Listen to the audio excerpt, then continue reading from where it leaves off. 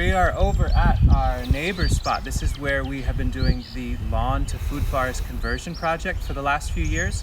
And the other day, a friend of mine who is an arborist needed a place to dump some wood chips, so we are always saying yes to that. And in this video, I thought I'd share a very low complexity way if you happen to get a windfall of wood chips and you want to erase some lawn and prep some garden for the future.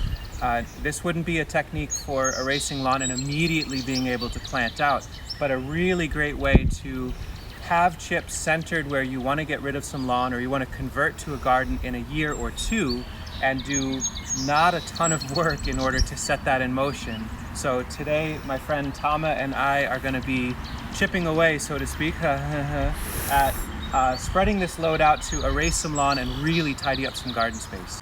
If you've been watching the channel for a while, a fair bit of this will seem really familiar. That is where Sasha and I live, our home, and our half-acre area.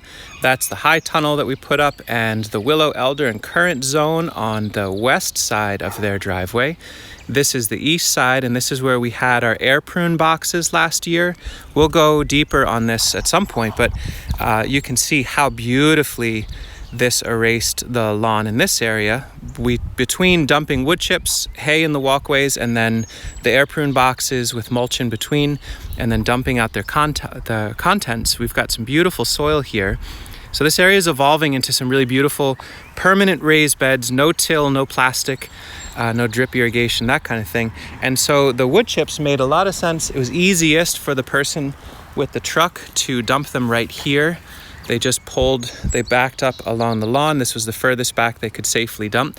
And so rather than laying out cardboard or putting down plastic or tilling or any of that kind of stuff, we can simply take the wood chips and bury the lawn extremely deeply and leave a cache of where the pile is to follow up and cover more in a little bit. So we're just gonna get started with that process. So this is our friend Tama, who is helping out. Hello, Tama. He's come out a number of times, a really wonderful person helping us out and starting a small nursery in the Hudson Valley of New York. We'll share more notes in the description.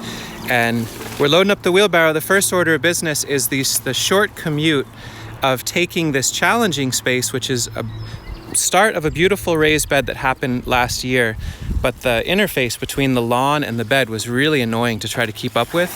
So we're going with just obscenely deep chip deposition here, at least 8 inches, maybe 12. And we'll just smooth them out with our feet. And when we shape up this bed a little bit later, we'll pull some weeds, send them to the chickens. We can bring the edge of the soil right out to this chip line and get a very crisp, clean edge. And with that amount of depth of chip, almost certainly we'll be able to erase the lawn. If we don't, we're gonna leave enough of this pile right here that we can simply bring forkfuls throughout the season and dump more on top until the lawn disappears.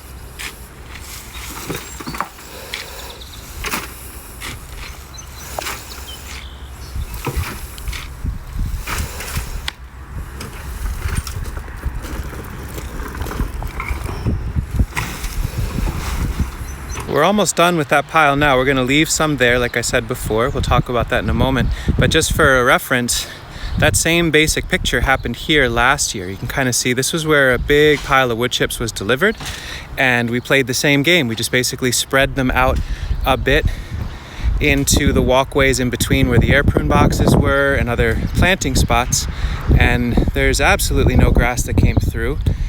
The crops that we tried to plant in here last year faltered a bit, but that's because it was mainly chips. But now over winter, a whole bunch of mushrooms came up. Would somebody kindly identify who this is? We are not eating them, but maybe they are food, I don't know. But that lets us know that these chips are now on their way towards being soil. And certainly the Japanese walnut that we planted in, and if we had put other woody perennials in here, they would have been thriving. We just put the one walnut, but now this year we've got this beautiful space. We can put some compost on top and plant whatever we please. And that was entirely driven by one load of free wood chips, spread out, but not spread out too thin. In fact, it looks like this, probably much, much deeper than my fingers can go. This goes down another foot or so. It's not finished soil, but you can see the mushroom life is starting to really take off in there. And by the time the growing season gets underway, we could probably really pull this aside and put in plugs of transplants, or, you know, a 5-gallon bucket of compost and some winter squash would do extremely well in here. And then we've got some hay on top to add a little bit more moisture retention and nitrogen as needed. Somewhere between a half hour and an hour, and we've got the pile done more or less enough. We've got the area of this bed that was set in motion last year with the lawn right up against it is now dressed with a really deep layer of wood chips.